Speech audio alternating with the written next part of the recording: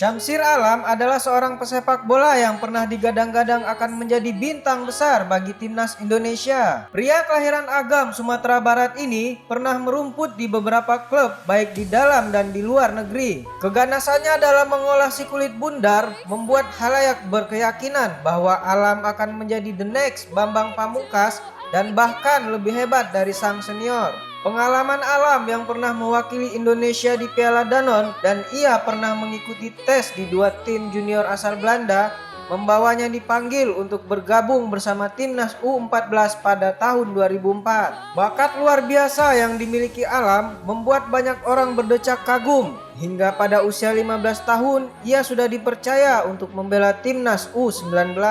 Di usia belia, Alam terpilih mengikuti program pelatihan sepak bola muda jangka panjang yang digelar oleh PSSI. Program yang bernama Sociedad Anónima Deportiva atau Timnas SAD itu membawa Alam ke Uruguay untuk menimba ilmu sepak bola selama 4 tahun. Benar saja, Alam menjadi top scorer untuk Timnas SAD dengan mengemas 15 gol dari 29 laga di Quinta Division Uruguay. Sejak saat itu, gelar Wonderkid Indonesia melekat pada anak dari pasangan Edina Sikumbang dan Yuliana ini. Namanya semakin dikenal berkat penampilan apik saat membela Timnas U19 pada ajang kualifikasi Piala Asia 2007 di Vietnam. Pada pertandingan terakhir di fase grup melawan Hong Kong, Alam mencetak 2 gol dan membawa Indonesia menang 4-1. Satu gol yang dicetaknya pada detik ke-14 tersebut menjadi rekor sebagai gol tercepat di timnas Indonesia.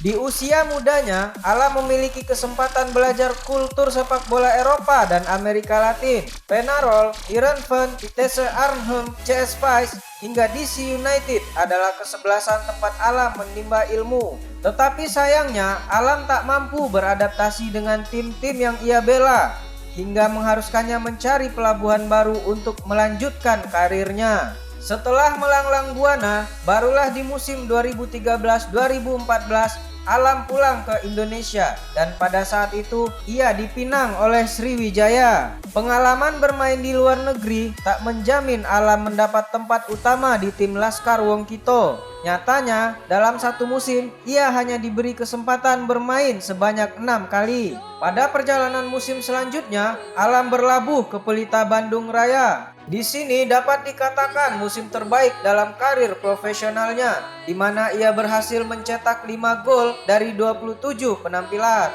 Namun torehan tersebut dianggap tidak cukup untuk seorang striker, sehingga ia harus pindah ke Persiba Balikpapan. Performa Alam tak kunjung membaik, ia seakan kehilangan jati diri sesungguhnya. Di Persiba Balikpapan, Alam hanya diberi kesempatan bermain 10 kali tanpa mengemas 1 gol pun. Sejalan dengan karir di klub, Alam juga tidak bisa menembus skuad timnas Garuda. Ia pernah 2 kali dipanggil untuk seleksi timnas U23, namun performanya dianggap tidak cukup untuk menempati posisi striker di tim nasional. Pemain yang kemampuannya pernah dipuji oleh Alfred Riedel dan Rahmat Darmawan itu seakan tak memiliki taring seperti di masa jayanya. Puncaknya pada akhir musim 2015 ketika kompetisi Liga Indonesia vakum sementara, nama Syamsir Alam di kancah sepak bola nasional semakin menghilang.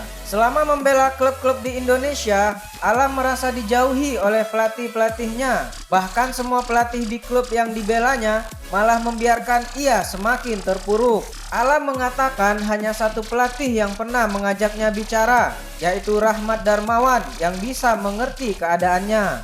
Karena beberapa pelatih yang menangani saya, ketika saya drop malah dikasih jarak. Seharusnya pemain tidak butuh seperti itu, apalagi di usia saya yang masih muda.